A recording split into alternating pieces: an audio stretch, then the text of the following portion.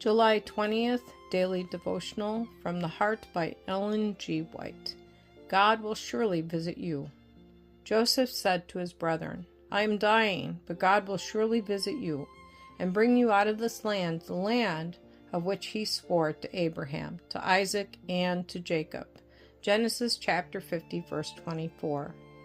Only a few families went down into Egypt, but they had become a great multitude. And being surrounded with idolatry, many had lost the knowledge of the true God, and had forgotten his law. Yet there were some among them who still worshipped the Maker of the heavens and the earth. They were grieved to see their children daily witnessing, even engaging in the abominations of the idolatrous people around them. And in their distress the faithful cried unto the Lord for deliverance from the Egyptian yoke. They did not conceal their faith, but openly acknowledged before the Egyptians that they served the only true and living God. They rehearsed the evidences of his existence and power from creation down. The Egyptians thus had an opportunity to become acquainted with the faith of the Hebrews and their God. The elders of Israel endeavored to encourage the sinking faith of their brethren by referring to the promise made to Abraham and the prophetic words of Joseph before his death, foretelling their deliverance from Egypt. Some would listen and believe. Others looked at their own sad condition and would not hope.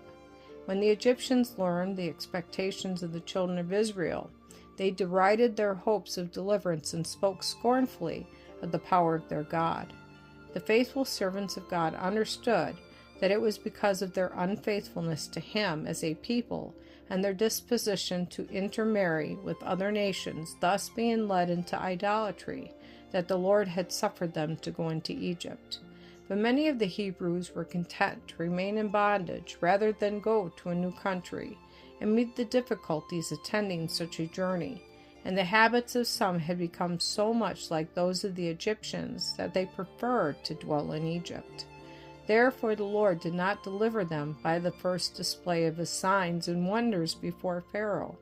He overruled events to more fully develop the tyrannical spirit of the Egyptian king, and also by manifestations of almighty power to give the Israelites more exalted views of the divine character, that they might be anxious to leave Egypt and choose the service of the true and merciful God.